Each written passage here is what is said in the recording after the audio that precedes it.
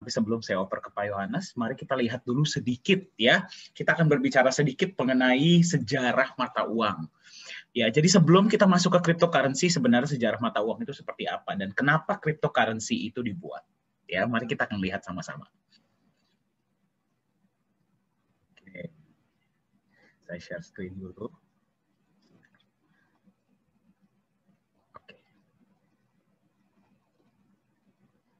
Oke, layar saya kelihatan ya.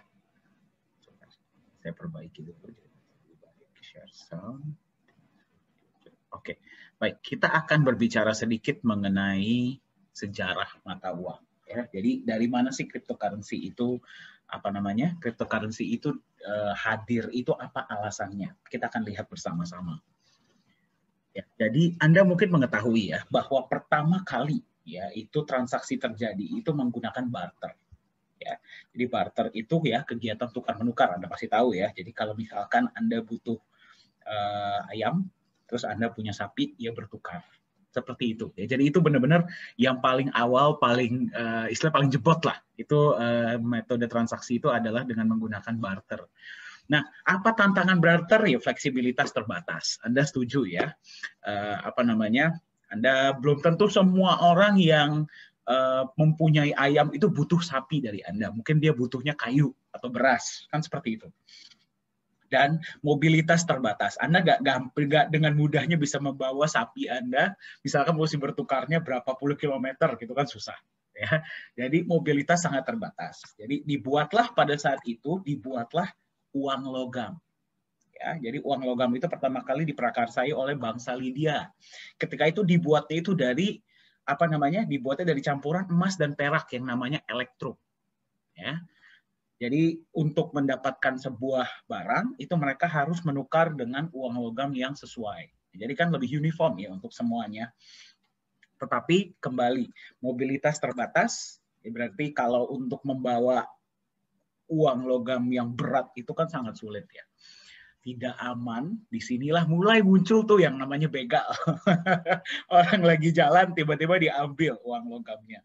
Ya, dan logam mulianya juga terbatas, nggak mungkin terus bisa dibuat yang namanya elektrum tersebut. Jadi pada saat itu dibuatlah uang kertas. Ya, uang kertas ini kalau nanti mungkin Pak Yohanes akan bercerita lebih dalam mengenai ini ya, tapi uang kertas ini adalah sebuah bentuk bukti penyimpanan, bukti kepemilikan atas sejumlah uang logam. Yang berarti kita juga bisa sebut sebagai IOU. Ya. Jadi Anda simpan uang logam Anda di satu tempat, Anda dapatlah uang kertas ini, yang berarti Anda memiliki sekian banyak uang logam. Tetapi tantangan utama dari uang kertas atau uang kertas berpindah menjadi uang fiat ya, yang berarti tidak ada backupnya. Ya, itulah tantangan utamanya sebenarnya. Ya, beberapa tantangannya adalah yang pertama tidak aman, yang kedua nilainya terus berkurang. Ya, berarti dengan lebih banyaknya uang kertas ini di-print oleh bank sentral, oleh yang meng-issue ya, berarti nilai dari uang kertas tersebut itu terus berkurang. Itulah kenapa kita memiliki yang namanya inflasi. Karena dia itu jumlahnya tidak terbatas. Bisa kalau kurang di-print lagi, kalau kurang di-print lagi, kalau kurang di-print lagi.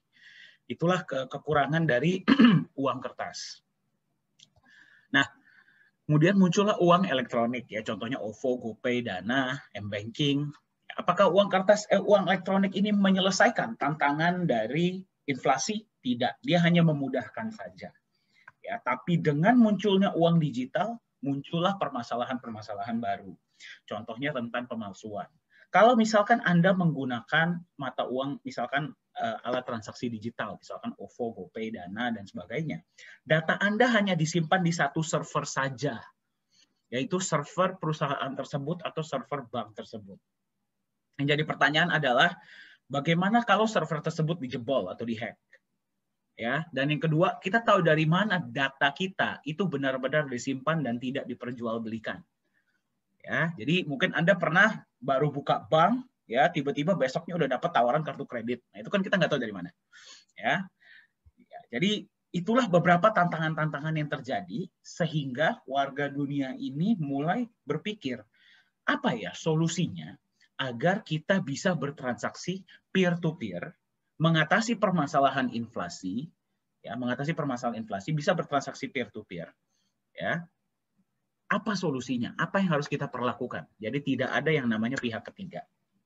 Itulah di mana munculnya cryptocurrency.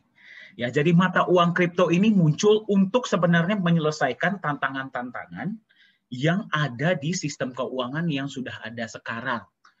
Jadi dia itu berbentuk revolusi istilahnya ya, revolusi untuk istilahnya kita menciptakan sebuah mata uang baru yang tidak akan kena inflasi, tidak hanya divalidasi oleh otoritas sentral dan bisa dari kita, oleh kita, untuk kita.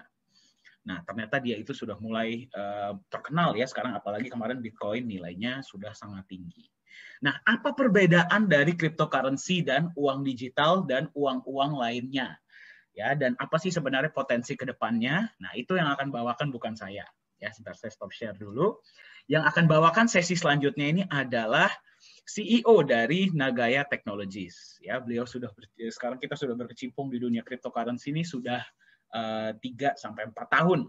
Ya, jadi beliau yang akan berbagi. Untuk itu, saya persilahkan CEO Nagaya Technologies, Pak Yohanes Chandra, untuk berbagi mengenai cryptocurrency. Silahkan, Pak.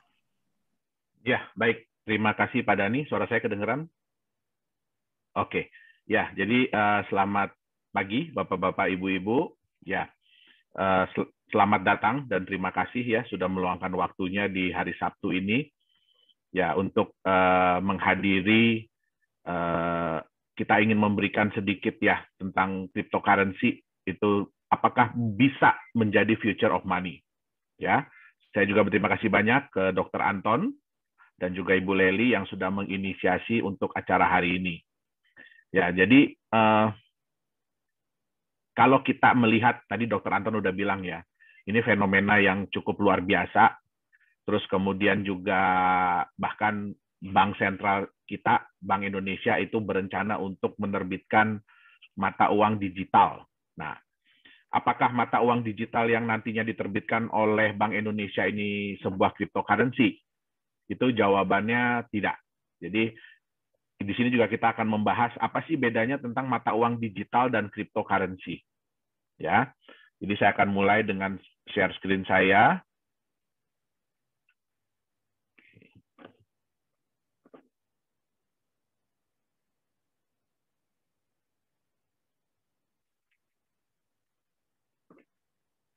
Udah kelihatan pada ini saya punya share screen?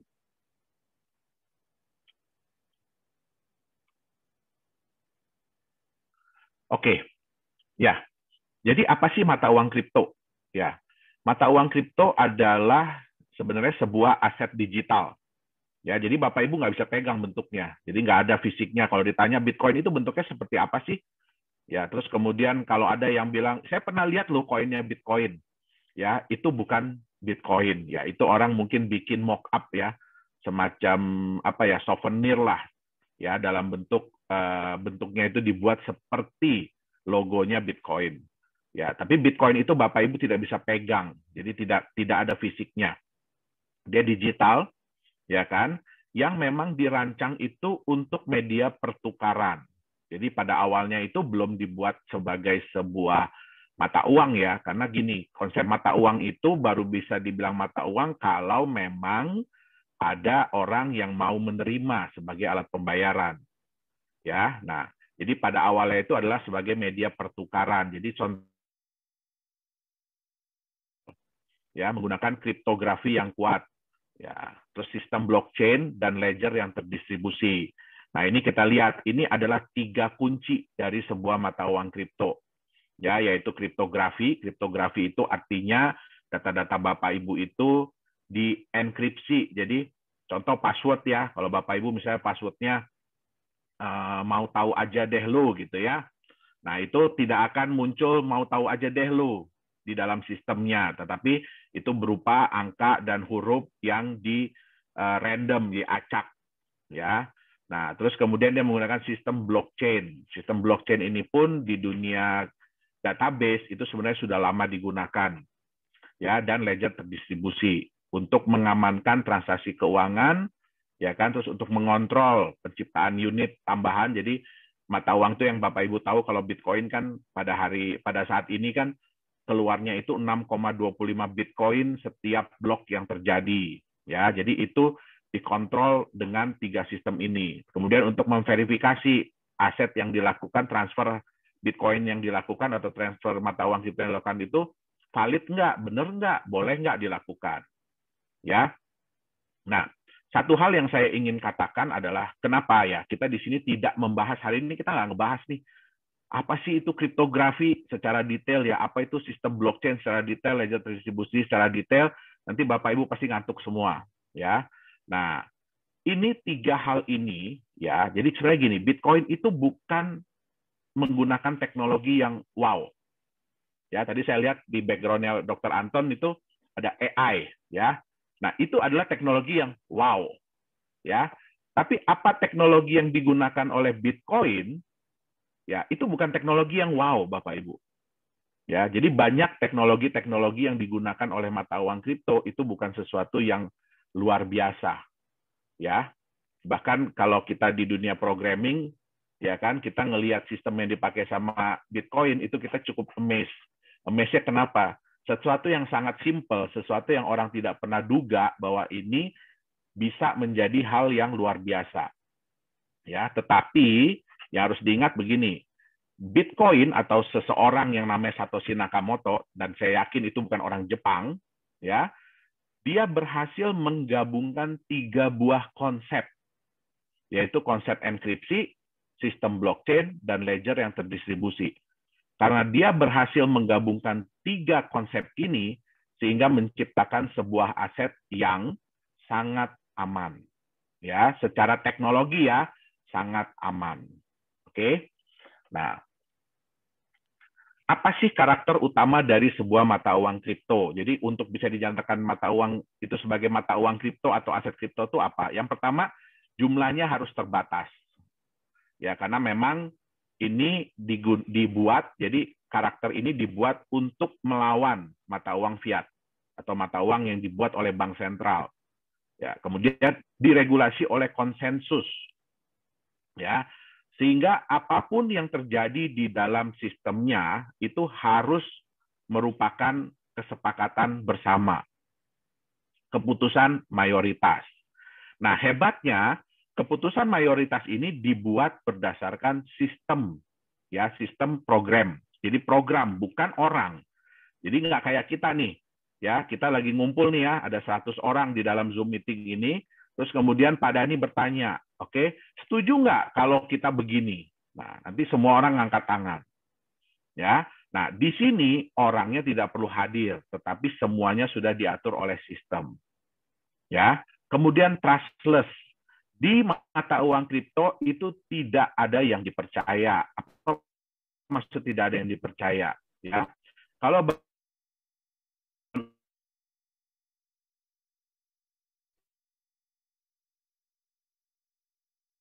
uang sejumlah itu adalah si bank ABC. Ya, jadi kalaupun misalnya 10 orang, ya pada tanggal sekian saya ada deposit uang sejumlah berapa miliar di bank ABC ini, ya. Nah, terus bukti yang Bapak Ibu pegang tuh yang kertas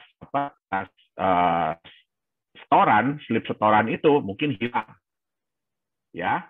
Nah, itu nanti ya kalau bank bisa bilang, jadi bank bisa bilang ini, enggak, Bapak Ibu nggak punya uang sekian miliar, mungkin cuma berapa puluh juta, gitu loh, mungkin cuma berapa puluh juta. Nah, yang berhak untuk menentukan benar atau tidak itu hanya 1 orang, ya. Nah, di mata uang kripto itu tidak bisa terjadi. Jadi di mata uang kripto itu semua orang nggak ada yang saling percaya, ya. Semua orang nggak ada yang saling percaya. Tadi yang saya bilang distributed ledger itu artinya apa? Ledger itu Bapak Ibu tahu ya, kayak ya, di sini kan ada banyak teman-teman pengusaha ya. Nah, ledger itu adalah buku. Jadi buku transaksi. Ya, jadi kita semua itu mencatat transaksi apapun yang terjadi, ya, semua orang pegang buku masing-masing.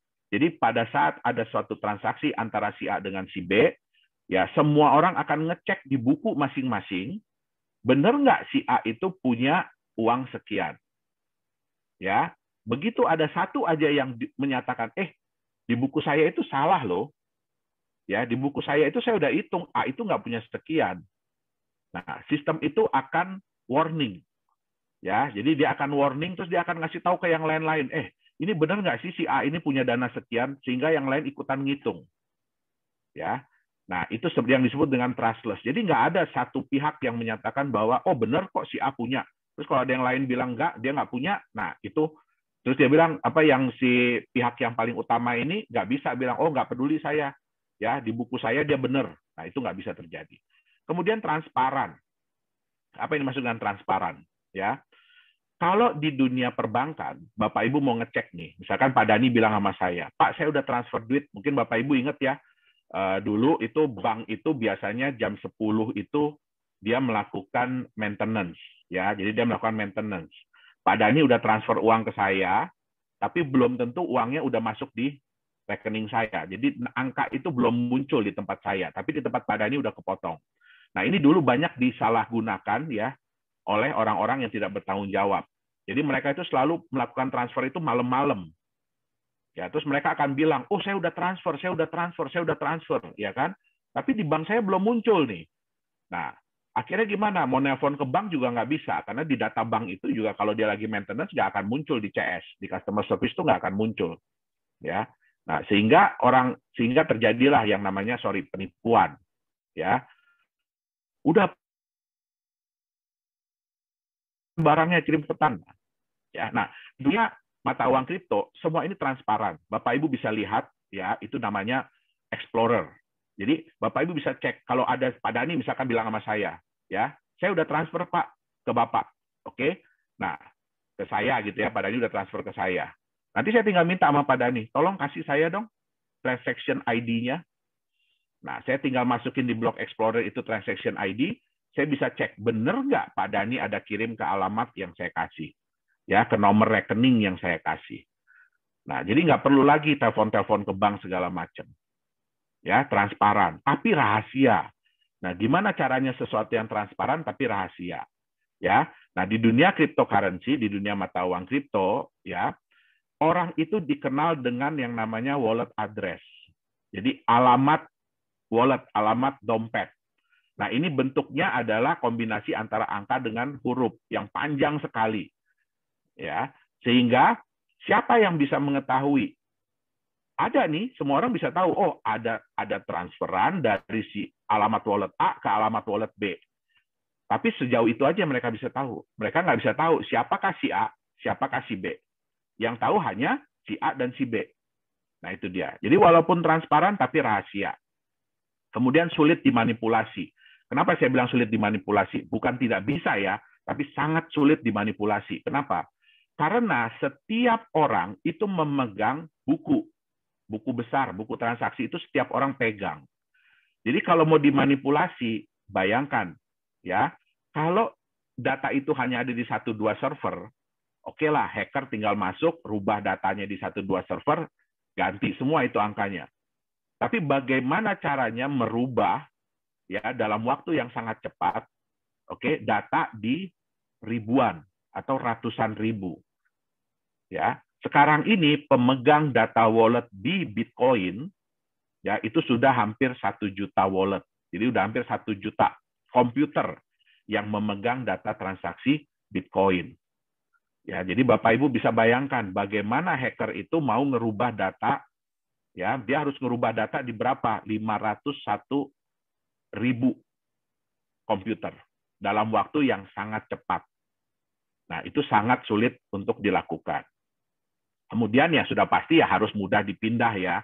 Jadi kalau yang namanya mata uang kripto itu kalau transfernya susah, ya mesti telepon dulu ke kantor, mesti diverifikasi dulu. Nah, itu namanya bukan mata uang kripto. Oke, jadi inilah karakter-karakter utama dari sebuah mata uang kripto.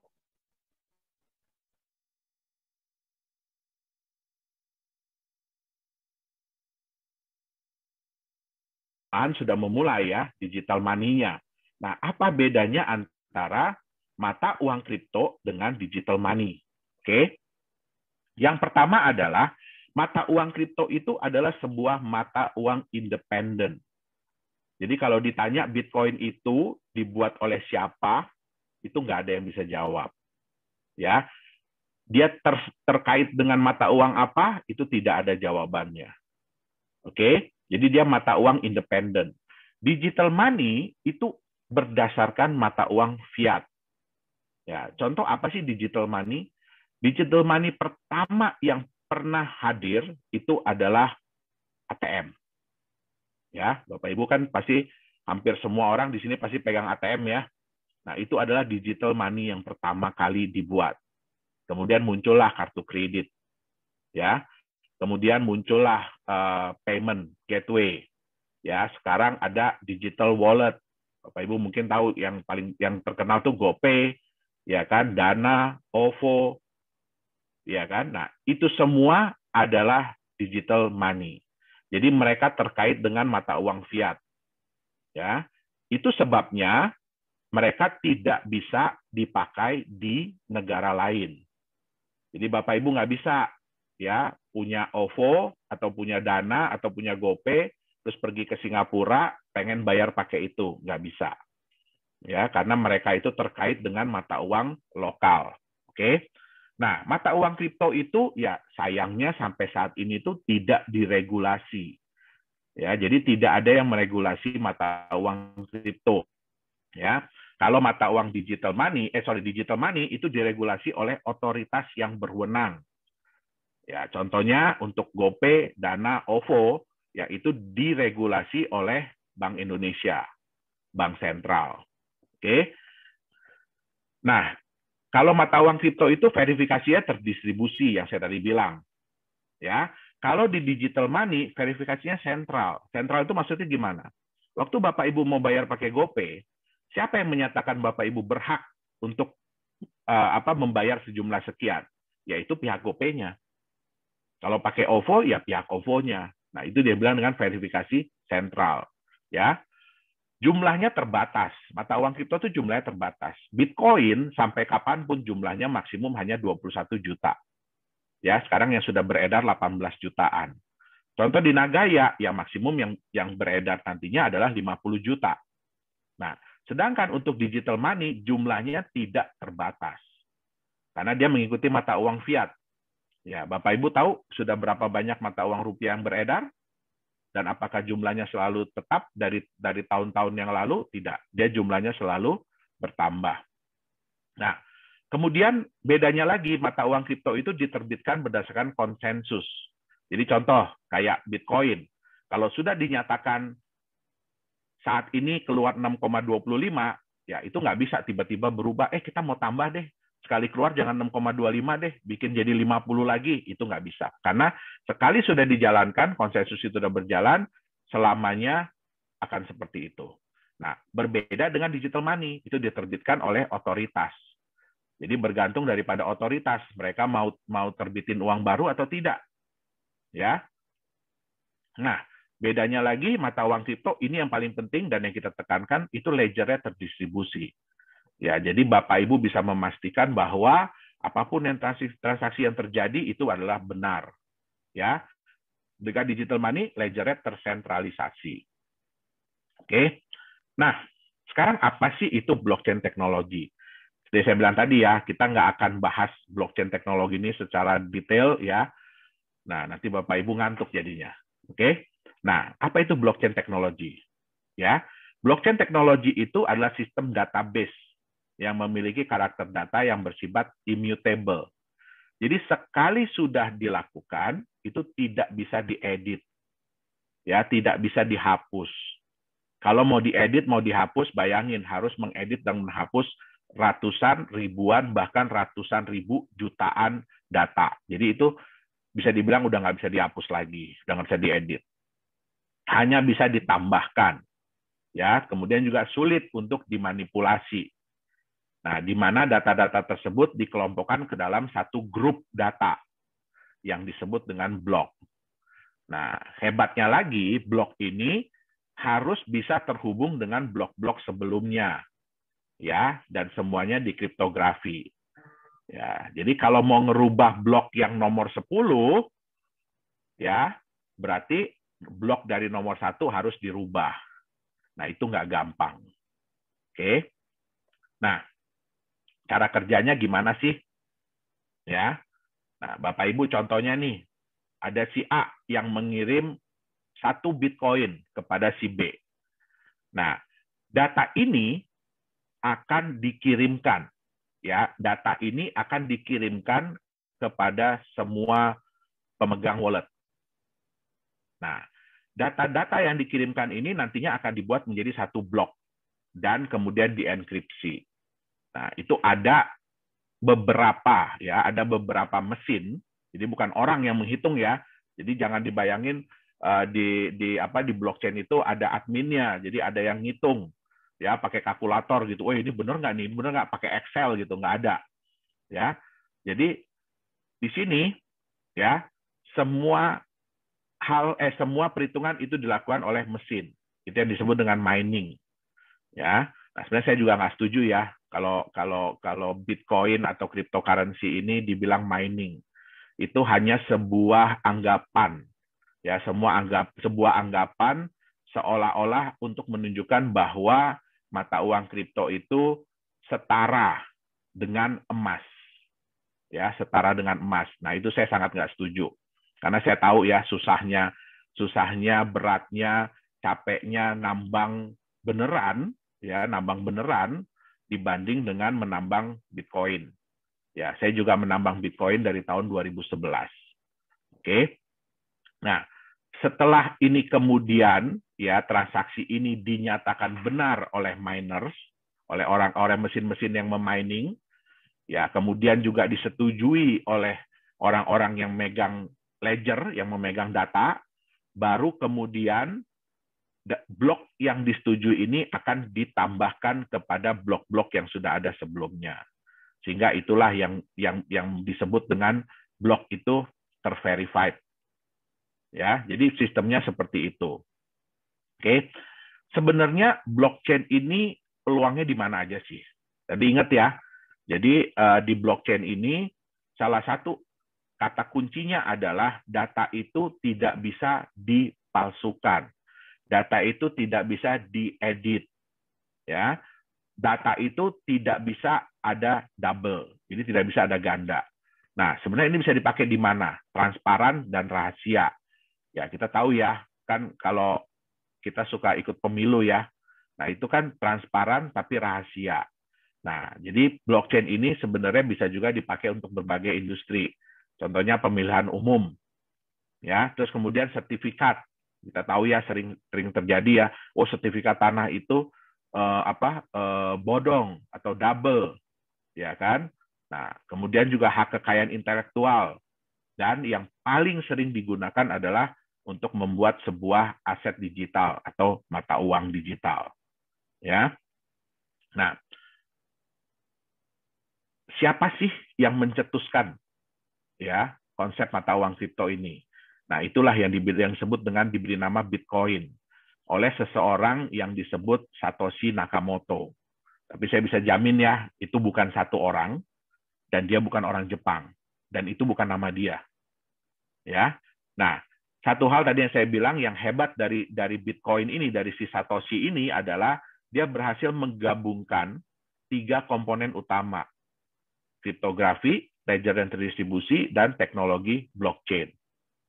Nah, gabungan ketiga komponen ini ya memungkinkan Bitcoin bisa melaksanakan fungsi peer-to-peer, jadi transfer secara desentralisasi dan tidak dapat dipalsukan. Oke. Kenapa Bitcoin muncul? Ya, Bitcoin muncul ini sebenarnya adalah sebuah revolusi. Ya, dari ketidakpercayaan masyarakat dunia terhadap bank sentral. Ya, contoh kepercayaan itu apa? Bapak Ibu, ada yang bisa tahu, mungkin bisa chat ya di sini ya. Ada yang bisa chat di sini. Sebenarnya uang yang Bapak Ibu pegang, selain daripada yang selama ini kita pelajari ya, itu kan sebagai alat tukar yang sah. Ya, ada yang tahu nggak sih itu sebenarnya apa? Uang yang Bapak Ibu pegang itu sebenarnya apa? Mungkin bisa dibagi di chat.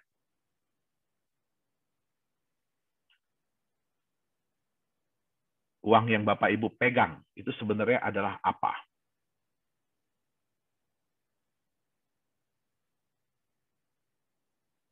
Mungkin Pak Dani udah ada belum Pak yang ngechat Pak? Di sini saya nggak bisa chat Pak Dani. Surat hutang pemerintah. Oh, udah ada yang muncul ya. IOU, pemerintah, pinjaman, kertas yang tidak ada nilainya. Ya, betul. Alat pembayaran, ya. Ya, jadi benar itu yang dibilang hutang. Ya, jadi sebenarnya uang, ya uang yang Bapak Ibu pegang itu adalah surat hutang. Ya, pertanyaannya adalah siapa yang berhutang? Ya, yang berhutang itu adalah orang yang bikin pastinya. Ya, jadi siapa yang menciptakan uang itu? Jadi seolah-olah kayak begini, ya, saya berhutang kepada Pak Dani. Terus kemudian saya bilang, Pak Dani, ini saya bayar pakai kertas ya. Di sini saya tulis, saya berhutang sama Pak Dani 100.000. Kemudian saya kasihkan ke Pak Dani. Ya, nanti dari uang ini Pak Dani mau bayar orang nih. Ini saya pegang surat hutang dari Pak Yohanes. Ya, nilainya 100.000. Nanti kamu pegang ini ya, kalau kamu mau tagih, kamu tagih ke dia, ya, ke Pak Yohanes. Nah, bayangkan, ya, Bapak Ibu biasanya kalau mau berhutang, itu kan setengah mati ya. Kalau kita mau pinjaman nih ke bank, ya, atau ke BPR, ya, atau ke koperasi, itu kan nggak gampang ya. Itu melalui proses.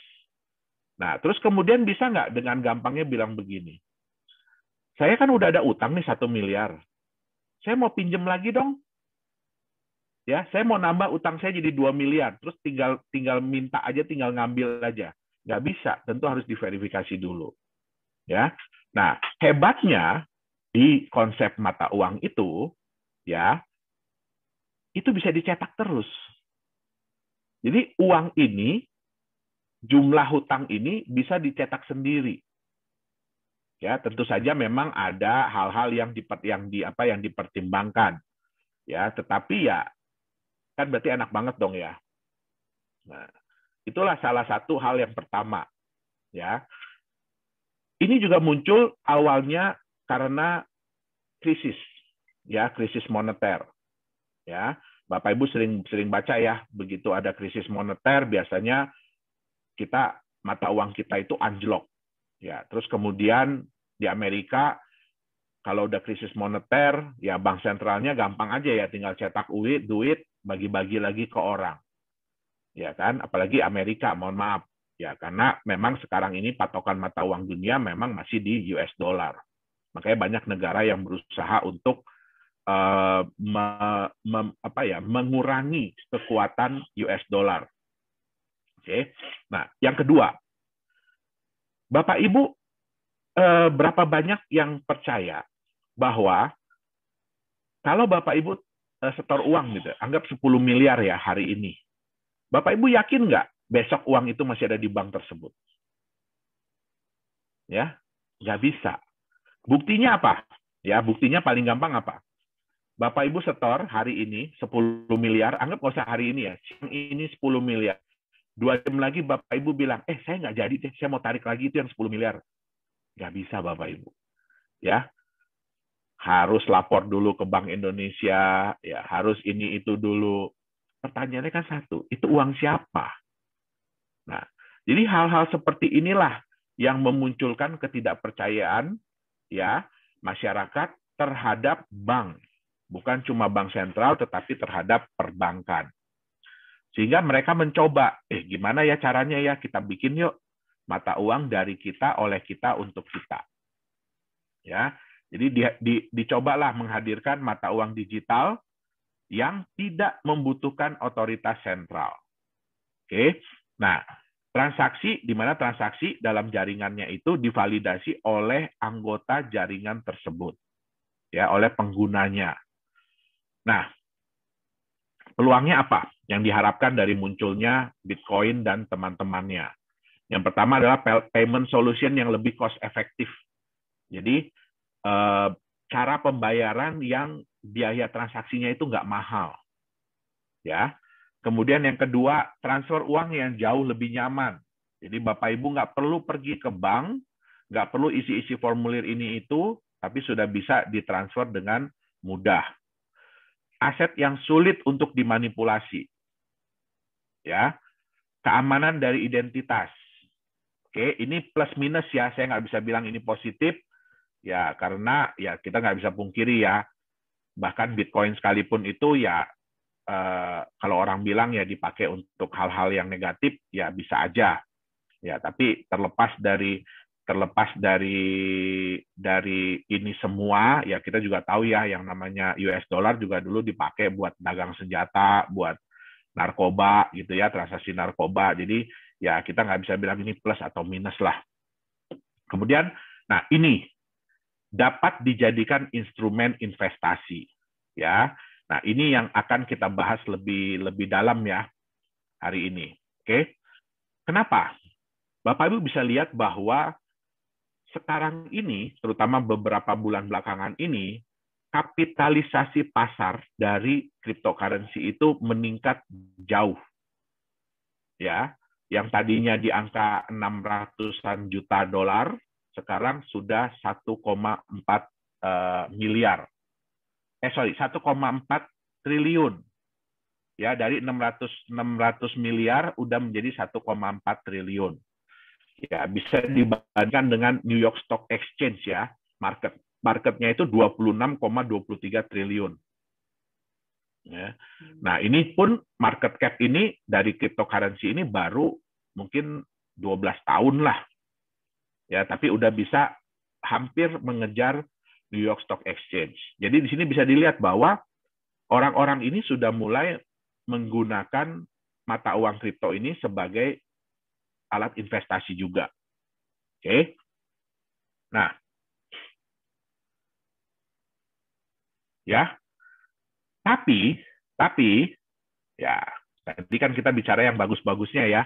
Tapi, nah, ada kekurangan dari sebuah aset kripto ini, mata uang kripto ini.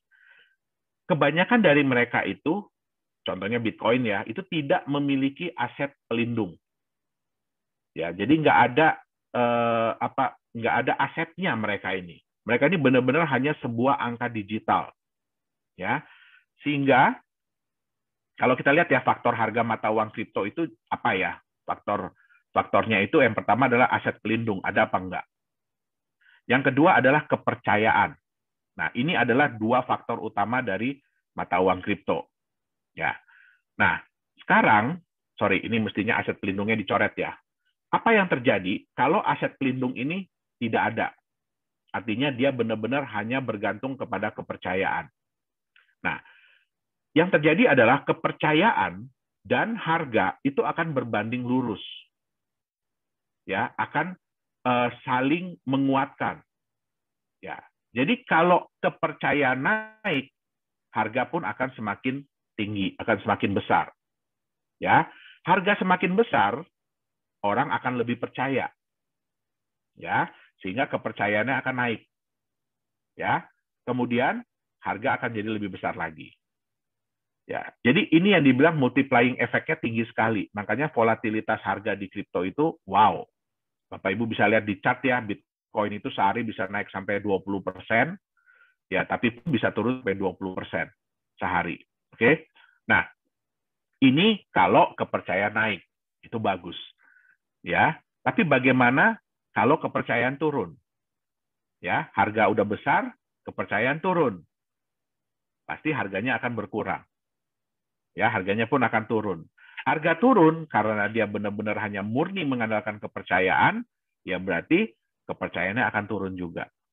Tambah turun lagi, harga akan semakin kecil lagi, semakin turun. Nah, inilah resiko yang ada di mata uang kripto. Ya, di aset kripto. Nah, apa contohnya? Bapak Ibu, kenal nggak orang ini siapa nih? Ya, ini lagi naik daun banget nih. Ya, nah ini Elon Musk. Ya, dia kalau sekarang bukan CEO Tesla ya, dia Vice CEO. Jadi dia adalah Vice CEO dari Tesla. Ya, apa yang baru-baru ini dia lakukan di dunia mata uang kripto? Ya, nah, Bapak Ibu mungkin dengar ya, wah, kemarin itu dalam satu hari Bitcoin itu naik hampir $20.000 ya dalam satu hari, naik hampir $20.000 ya. Nah, siapa yang melakukan? Orang ini. Nah, banyak yang seneng, Bitcoin naik sampai $20.000 ya. Bagi kami ya yang penggiat di mata uang kripto, ini sebenarnya adalah nilai negatif. Kenapa? Kejadian kemarin ini menunjukkan bahwa mata uang kripto ini masih fragile, jadi masih rapuh, ya, belum bisa dibilang sebagai aset yang kuat, belum bisa dibilang sebagai aset yang mature, yang dewasa, ya. Apa yang terjadi kemarin? Ya, ini kalau mungkin Bapak Ibu belum kepikiran apa sih strategi yang dilakukan oleh yang namanya Elon Musk ini. Ya, jadi pertama kali itu dia mencoba ini mata uang kripto ini seberapa kuatnya sih. Jadi dia nyoba-nyoba dulu dengan mata uang yang namanya Doge. Doge itu kalau di dunia kripto itu sudah dianggap ya itu mata uang receh lah. Ya, jadi dia coba dulu. Dia coba nge-tweet ya, I love Doge. Ya, Doge itu adalah luar biasa lah ibaratnya ya. Dan terbukti dari omongan dia ya, Doge naik. Ya, harga Doge naik hanya gara-gara dia ngomong. Dia nggak beli loh. Hanya gara-gara dia ngomong. Ya. Terus kemudian dia tweet lagi kedua kali. Di Doge juga. Harganya naik. Ya. Dia coba lagi di beberapa mata uang kripto. Harganya naik. Ya. Wah. Itu menunjukkan apa? Ya, bahwa dengan omongan orang terkenal ya, harga itu bisa diatur. Oke? Akhirnya apa yang dilakukan? Dia perintahkan Tesla untuk membeli Bitcoin senilai $1,5 miliar. Ya, kemudian ya dia kan harus lapor ya ke SEC ya. Jadi dilaporkan, oke, masuklah. Ya, laporan itu kan itu publik, semua orang bisa tahu. Hebohlah dunia. Wah, Elon Musk membeli Tesla. Elon Musk menyuruh Tesla untuk membeli Bitcoin dan bilang bahwa nantinya Tesla akan menerima Bitcoin sebagai alat pembayaran. Tapi ya orang kita, bukan orang kita doang ya, orang dunia itu ya kalau baca itu cuma setengah-setengah. Dia nggak baca ada tanda di belakangnya. Apabila diizinkan oleh otoritas. Ya, apabila diizinkan oleh otoritas itu nggak dibaca, yang di belakang yang dibaca cuma depannya doang. Ya. Terus dipikirnya, ini Bitcoin Tesla bakalan beli lebih banyak lagi Bitcoin. Dia nggak tahu, itu udah dibeli Bitcoinnya $1,5 miliar. Apa yang terjadi? Harganya melonjak tinggi. Ya, saya ada hitung-hitungan dengan Pak Dani, ya kurang lebih dia bisa dapat untung $500-an juta lah. Ya, jadi Bitcoin yang dia beli $1,5 miliar itu, ya pada saat harga tertinggi kemarin sudah sampai 2 miliar. Nah, kita waktu itu ada bikin acara gathering ya, waktu Chinese New Year. Saya bilang, apa yang terjadi kalau dia bilang yang kebalikannya? Bayangkan Bapak Ibu, apa yang terjadi kalau dia bilang yang kebalikannya? Dan benar kejadian. Dia bilang, ini harga Bitcoin udah terlalu tinggi. Dalam satu hari, turun lagi harga Bitcoin. Ya, nah, apa yang bisa kita ambil dari sini? Jadi, ya bahkan Bitcoin itu mother of coin, ya ibunya dari semua koin, neneknya dari semua koin, itu pun masih fragile. Ya, masih bisa diatur oleh rumor. Ya, Bapak Ibu tentu nggak mau dong punya aset, punya mata uang yang cuma gara-gara ada orang terkenal bilang, ya, saya nggak suka nih dengan aset ini, tiba-tiba harganya drop. Ya, kita kan nggak mau yang seperti itu. Ya, apalagi kalau mau dianggap sebagai mata uang. Ya, di sini banyak ya teman-teman dari KPI, ya, pengusaha Kalau Anda dibayar oleh suatu aset yang ya harganya bisa seperti itu, kira-kira tenang nggak? Ya. Saya lagi baru terima pembayaran nih pakai koin ABC, ya, tiba-tiba 1 jam kemudian harga turun 10%. Stres nggak? Nah, ya, jadi kita sendiri bisa bilang bahwa ya untuk saat ini ya resiko untuk menerima cryptocurrency sebagai mata uang, sebagai alat pembayaran, ya itu masih tinggi sekali. Ya, tergantung lagi balik kepada pihak penjual, mau nggak dia menerima. Ya, nah tapi apakah terus jadi nggak bisa dong Pak? Ya, cryptocurrency itu diterima sebagai mata uang kripto. Bisa, ya, tetapi harus ada harus ada sesuatu yang membantu dia. Ya, jadi kalau kita bilang ya mata uang kripto ini anggap masih kayak anak kecil, ya, anak umur 11 bulan lah, ya, 11 bulan 1 tahun, yang lagi berusaha untuk jalan, yang lagi berusaha untuk berlari. Ya, tentu saja nggak bisa ya, tiba-tiba langsung jalan lari gitu ya, nggak bisa ya, ada yang nabrak tembok, ada yang jatuh. Nah, sehingga perlu sesuatu untuk membimbing dia, untuk menjaga dia. Ya, nah, saya sampai lupa gara-gara ngebahas orang ini, saya sampai lupa. Ini chartnya, ya, ini chartnya. Ya, jadi Bapak Ibu bisa lihat ya di titik ini, ya Tesla menyatakan bahwa dia membeli 1,5 miliar Bitcoin. Ya, nah harga naik, ya. Nah begitu harga sudah naik, terus dia bilang, ya, wah Bitcoin price seems high. Jadi ini udah terlalu tinggi nih harga Bitcoin ini. Udah jeblok lagi harga Bitcoin. Nah kali ini si Elon Musk ini kena getahnya. Tadi yang Dr. Anton bilang ya, saham Tesla turun. Ya, ya kenapa? Ini udah kebiasaan dia. Ya, sebenarnya nggak boleh aset sebuah perusahaan, apalagi kas ya, uang kas dan setara kas, itu dengan gampangnya CEO bilang, wah udah kita pindahin aja ke Bitcoin. Ya, kita pindahin aja ke Bitcoin. Karena semua orang udah tahu, ya Bitcoin itu high risk. Ya, nah terus dengan gampangnya dia bilang, udah kita pindahin aja ke Bitcoin. Ya, itulah yang menyebabkan ketidakpercayaan dari pemegang-pemegang saham dia. Walaupun harga Bitcoin naik. Nah, di sini dia rugi.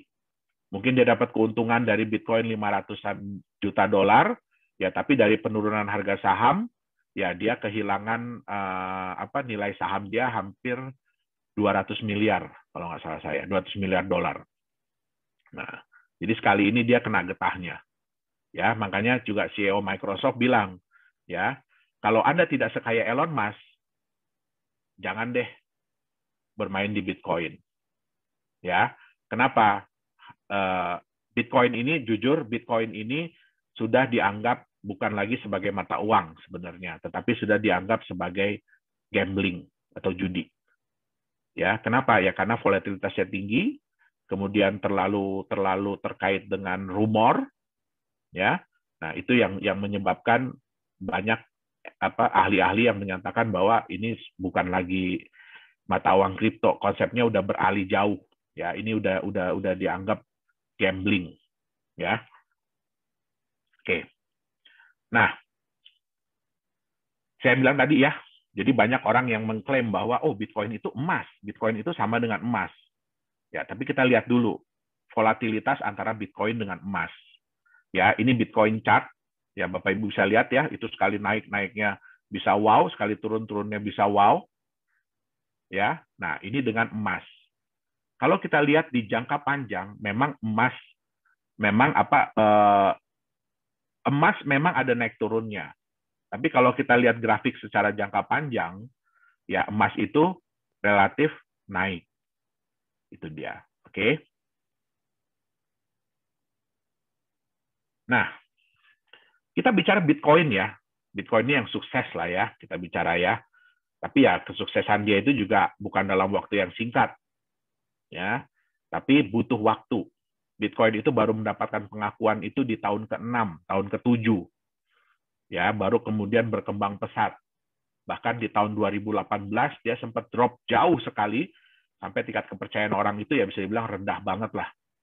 Nah, sayangnya ya banyak sekali pengikutnya. Ini Bapak Ibu bisa lihat ya di coinmarketcap.com, hari ini aja cryptocurrency, mata uang kripto yang muncul itu sudah mencapai 8.697.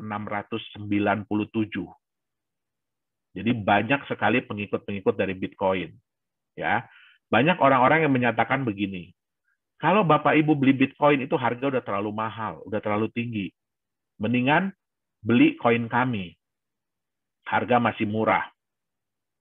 Ya, harga masih rendah. Ya kan?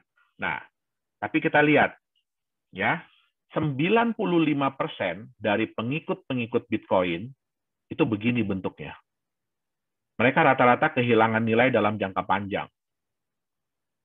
Ya. Apakah Bapak Ibu mau punya mata uang, punya aset yang seperti ini? Ya, ini mungkin kira-kira grafiknya mirip kayak mata uang Venezuela hari ini. Ya. Nah, jadi banyak sekali yang seperti ini. Oke.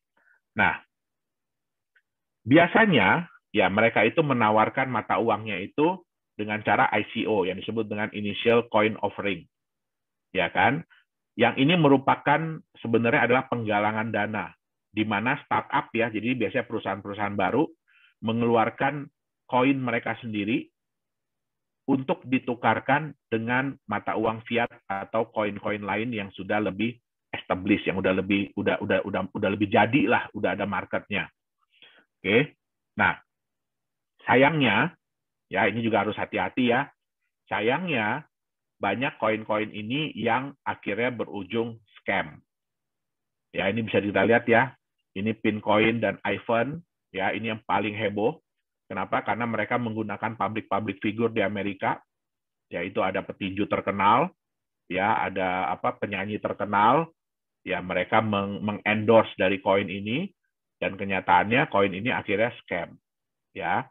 Dan di Indonesia banyak sekali, ya, bukan nggak ada ya, tapi di Indonesia juga banyak yang akhirnya berujung dengan scam, ya. Oke. Nah, tipe-tipe apa sih yang bisa Bapak Ibu temukan ya di ICO? Yang pertama adalah ICO tuh dengan konsep yang benar. Jadi konsepnya itu benar dan berpotensi naik untuk jangka panjang. Jadi yang seperti saya bilang, Bitcoin sekalipun yang koin pertama itu butuh waktu ya untuk kenaikan nilai. Oke. Yang kedua, ICO dengan konsep bisnis yang tidak realistis. Contoh, kalau Bapak Ibu menemukan cryptocurrency yang menyatakan bahwa nantinya akan bisa dipakai sebagai alat pembayaran di Indonesia, itu tidak realistis. Ya, kenapa? Indonesia ini hanya menerima satu mata uang, satu alat pembayaran, yaitu rupiah.